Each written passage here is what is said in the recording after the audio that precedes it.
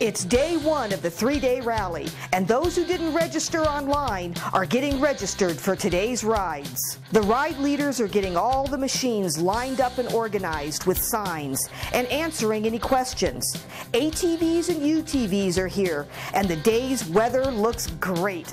Lots of sunshine. People have come from all over the United States with motorhomes, toy haulers, and some really cool tricked-out machines. There are many types of rides offered here at Rally in the Pines. Rides to the tops of mountains like Bishop Mountain and Two Top, and rides into beautiful lakes and streams like Big Bend Ridge and Hidden Lake.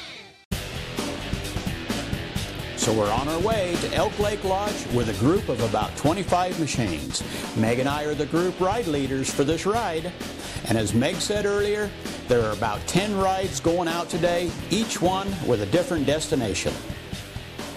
Razor Dog is having a great time and is always happy to go. We have left Rally